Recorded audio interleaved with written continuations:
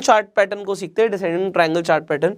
Descending का मतलब मैंने आपको बताया था कि सपोर्ट एक ही लेवल पर मिल रहा है बट रेजिस्टेंस जो है वो चेंज हो रहा है। तो अगर रेजिस्टेंस चेंज हो रहा है और सपोर्ट एक ही लेवल पे मिल रहा है तो ये है descending triangle chart pattern. Again ये न्यूट्रल चार्ट पैटर्न है, तो किसी भी साइड ब्रेकआउट मिल सकता है। अब अगर हम यहां पर देखें, हमें पहले देखना है कि क्या प्राइस साइडवेज मूवमेंट में चल रहा है। The answer is yes, sideways movement चल रहा है। उसके बाद उसे रेजिस्टेंस मिलता है, ठीक है, आपको एक रेजिस्टेंस का लेवल पता लगा, फिर उसे सपोर्ट मिलता है। बट अब जब रेजिस्टेंस मिलता है तो वो पहले वाले रेजिस्टेंस से लेवल नीचे है। तो अब अगर एक लेवल नीचे आपको रेजिस्टेंस मिल रहा है, again you will wait for the support. आपको यहां पे फिर से सपोर्ट पता लग गया। तो अब अगर आपको सपोर्ट पता है, रेजिस्टेंस पता है, तो आप क्या करोगे, सपोर्ट के लिए आप एक हॉरिजॉन्टल लाइन प्लॉट करोगे एंड आप एक ट्रेंड लाइन प्लॉट करोगे जिसमें आपको दिख रहा है कि आपको रेजिस्टेंस मिल रहा है। तो सेलर्स जो है यहां पर दिख रहा है कि सेलर जो है पहले इस रेजिस्टेंस लेवल पर थे, अब सेलर जो है एक लेवल नीचे ही बेचने के लिए रेडी है। बट अब हु विल विन, क्योंकि ये न्यूट्रल चार्ट पैटर्न है, आपको देखना ब्रेकआउट कहां पर हो रहा है। सो ब्रेकआउट यहां पर भी हो सकता है नीचे की तरफ, ब्रेकआउट ऊपर की तरफ भी हो सकता है। तो कैंडल ऊपर की तरफ ब्रेकआउट दे रही है, नीचे की तरफ विल वेट एंड आपको ये ध्यान रखना है कि प्राइस रीटेस्ट करने के लिए ऊपर आ सकता है एंड अगर ऊपर आके दोबारा गिरता है it can again be a good entry. So ये आपको डिसेंडिंग ट्रायंगल चार्ट पैटर्न का कॉन्सेप्ट क्लियर हो गया। मैं आपको चार्ट पर दिखाता हूं किस तरीके से दिखेगा। अब आप यहां पर देखिए, आपको दिखा कि जो प्राइस है वो अब एक साइडवेज मूवमेंट में आ गया। यहां पे सपोर्ट मिला था, उसके बाद प्राइस थोड़ा ऊपर गया, दोबारा से उसे यहां पे सपोर्ट मिला, प्राइस ऊपर गया बट उसे यहां पे रेजिस्टेंस मिला, सेलर्स बैठे हुए हैं। उसके बाद प्राइस दोबारा से नीचे पुश होता है, प्राइस साइडवेज मूवमेंट ही दिखा रहा है, दोबारा से रेजिस्टेंस मिलता है। तो अब आपके पास सपोर्ट और रेजिस्टेंस जोन्स आ चुके हैं। आपने सपोर्ट लेवल्स को लेकर एक हॉरिजॉन्टल लाइन प्लॉट करी और रेजिस्टेंस लेवल्स को लेकर एक आपने ट्रेंड लाइन प्लॉट करी। अब आप वेट किसका कर रहे हो, आप ब्रेकआउट का वेट कर रहे हो। अब एक चीज देखना, यहां पे ब्रेकआउट हुआ रेड कैंडल में, अब आप ब्रेकआउट के बाद कॉन्फर्मेशन का भी वेट करते हो। कॉन्फर्मेशन आपको अगली कैंडल में दिखा जब लो ब्रेक हो गया उससे पहले वाली कैंडल का, ठीक है, आपने एंट्री कर ली, वेरी गुड। अब एंट्री करने के बाद मैं आपको बता चुका हूं प्राइस दोबारा से बाउंस बैक कर सकता है रीटेस्ट के लिए। यहां पे आपको एक हैमर भी बनता हुआ दिख रहा है।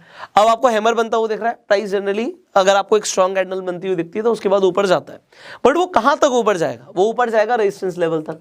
तो यहां पे आपका स्टॉप लॉस भी था। उसके बाद दोबारा से, क्योंकि रीटेस्ट के बाद मैंने आपको बताया कि प्राइस दोबारा नीचे जाएगा, आपको अगेन एक ब्रेकआउट दिखता है, बट आपने क्योंकि ऑलरेडी पोजीशन बनाई हुई थी, आपने देखो पोजीशन बनाई, हो सकता है कुछ देर के लिए आपको आपका पोर्टफोलियो जो आपकी पोजीशन है वो दिखे कि भैया अभी तो नेगेटिव चल रही है, पैसा नहीं आ रहा। बट अगर आपने एक बार ठीक एंट्री कॉन्फर्मेशन के बाद ली है तो वेट करो, या तो स्टॉप लॉस हिट हो गया, हम बड़ा पैसा बनाएंगे।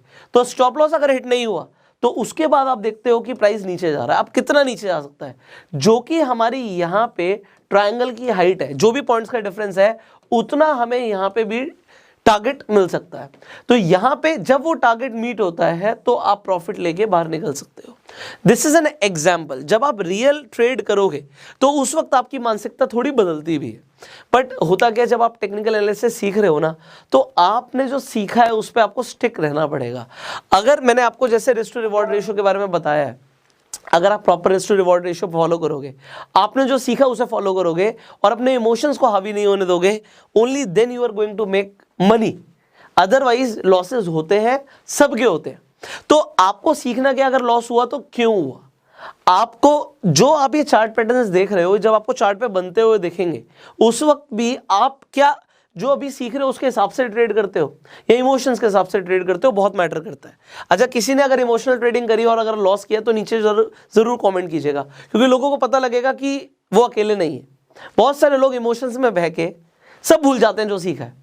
अभी हो सकता है आप प्रॉपर नोट्स बना रहे हो, बट जब आप ट्रेड कर रहे होगे आपको कुछ भी याद नहीं होगा, उस वक्त आप इमोशनल ट्रेडिंग कर दोगे। तो इमोशनल ट्रेडिंग में लोगों को लॉस होता है डेफिनेटली, बट आपने क्या करना है, आपने प्रैक्टिस करनी है एंड इमोशंस को साइड रखना है। अब यहाँ पे एक और एग्जांपल है, आपको क्या दिखता है, अगेन आपको प्राइस दिखता है, प्राइस ने क्या किया, एक साइडवेज मूवमेंट ली, उसे रेजिस्टेंस मिला, सपोर्ट मिला, सपोर्ट मिलने के बाद दोबारा से रेजिस्टेंस मिला, सपोर्ट मिला, सपोर्ट को लेके हॉरिजॉन्टल लाइन, रेजिस्टेंस को लेके trend line. Now wait for the breakout. जब ब्रेकआउट होता है, ब्रेकआउट के बाद आपको क्या दिखता है, देखो ब्रेकआउट आपको एक बहुत बड़ी रेड कैंडल दिखी। डेफिनेटली अगर इतनी बड़ी रेड कैंडल आपको दिख रही है, कुछ लोग ब्रेकआउट जो कैंडल कर रही है उसी से एंट्री ले लेते हैं, कॉन्फर्मेशन के बाद भी आप एंट्री ले सकते हो। तो ये भी एक एग्जांपल है डिसेंडिंग ट्रायंगल चार्ट पैटर्न का। तो मैंने आपको यहाँ पे एग्जाम्पल्स दिए, एक और एग्जाम्पल देता हूँ मैं आपको यहाँ पर, इसे देखिए, ये 2 एग्जाम्पल्स आपके बहुत काम आएंगे। Look at this example. So जल्दी से अगर इस एग्जाम्पल को देखें तो अभी हमने ये समझ लिया कि जो डिसेंडिंग ट्रायंगल है उसमें प्राइस नीचे जा सकता है, बट क्योंकि न्यूट्रल पैटर्न है तो ऊपर भी तो जा सकता है। तो उसका एग्जाम्पल यहाँ पे आपको दिखाता हूँ। यहाँ पे तो definitely bears win this fight, but the same thing can happen अगर प्राइस ऊपर की तरफ ब्रेकआउट दे देता है। Now this is important. आपने नीचे समझ लिया कि प्राइस ने अगर नीचे सपोर्ट लाइन को ब्रेक किया तो प्राइस नीचे जा सकता है, बट अगर उसने अपनी रेजिस्टेंस को ब्रेक किया तो यहां पे ब्रेकआउट के बाद, मान लेते हैं इस कैंडल ने ब्रेकआउट दिया, तो आप ब्रेकआउट के बाद कॉन्फर्मेशन का वेट करोगे कि नेक्स्ट कैंडल क्या उस कैंडल के जिसने ब्रेकआउट दिया था हाई को ब्रेक करती है। अगर करा तो ये वाली जो कैंडल है ना, ये आपकी राइट एंट्री पोजीशन होगी। आपका स्टॉप लॉस, ज्यादातर लोग तो जो लास्ट कैंडल होती है उसके नीचे का स्टॉप लॉस लेके भी ट्रेड करते हैं, बट क्योंकि आपको एक बहुत स्ट्रांग सपोर्ट जोन मिला हुआ है तो यहां पे आपका जो ये सपोर्ट जोन है यही आपका स्टॉप लॉस का लेवल रहेगा।